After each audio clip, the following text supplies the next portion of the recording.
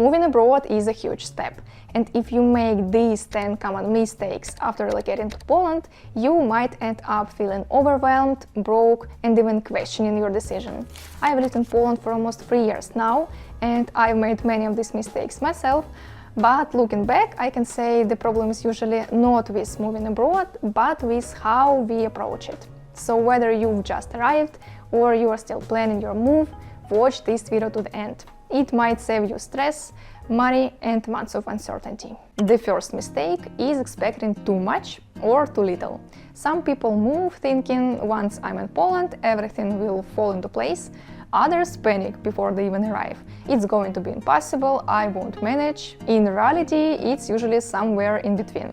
My husband and I had a mix of dreams and fears before moving, and both were partly wrong. It wasn't as scary as we thought, but it also wasn't perfect. It was just different. That's why listening to real experiences from people who moved mindfully, not in extremes, is so helpful. It creates a more realistic picture of what life here is actually like.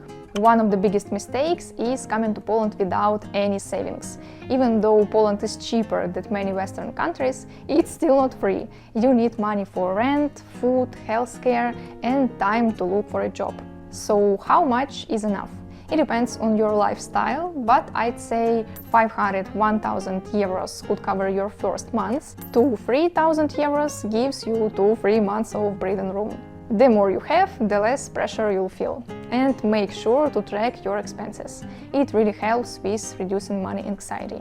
Job scams are sadly common. Poland has a lot of shady recruitment agencies that target foreigners with promise of great conditions. In reality, moldy shared rooms, delayed payments, and very few rights. I've heard so many horror stories from people tricked this way, so always check reviews before accepting a job or signing a contract. And never give away your documents or sign anything unless you're 100% sure it's legit. Can you survive in Poland without speaking Polish? Technically yes, especially in big cities. But is it fun? Not really.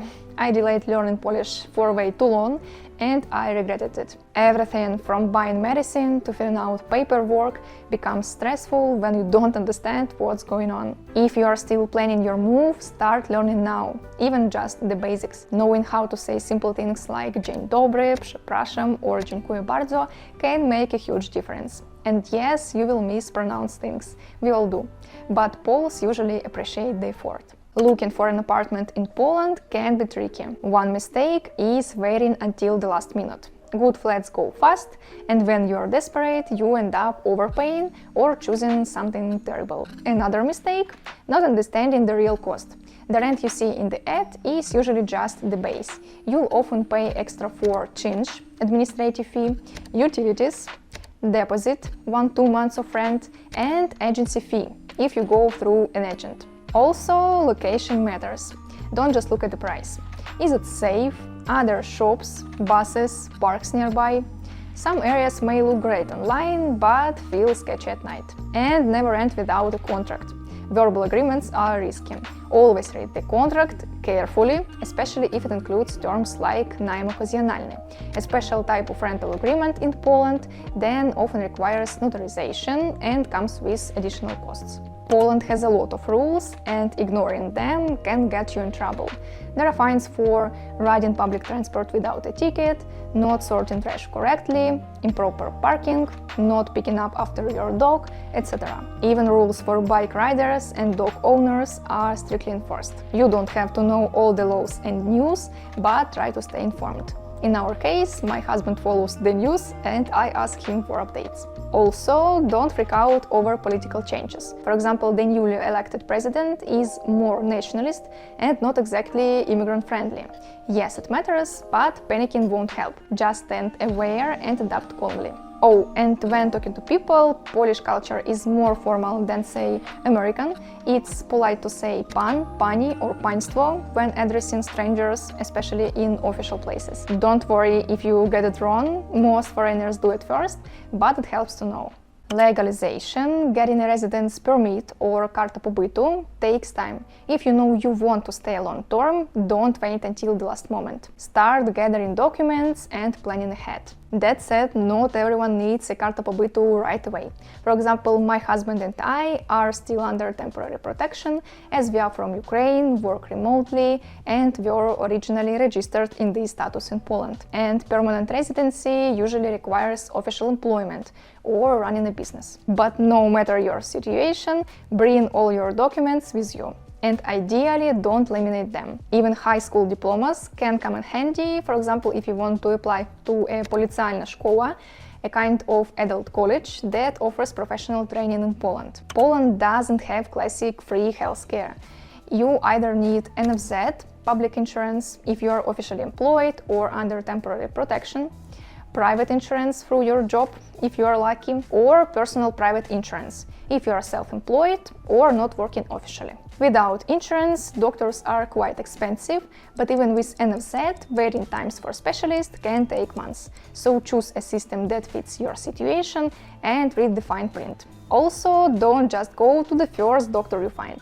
Some have glowing reviews, but offer poor care. I've honestly had better treatment from Ukrainian doctors than Polish ones.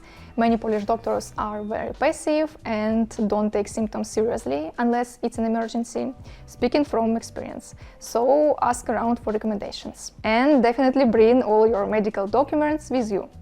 Test results, diagnoses, prescriptions, especially if you have chronic conditions. Moving abroad can feel lonely.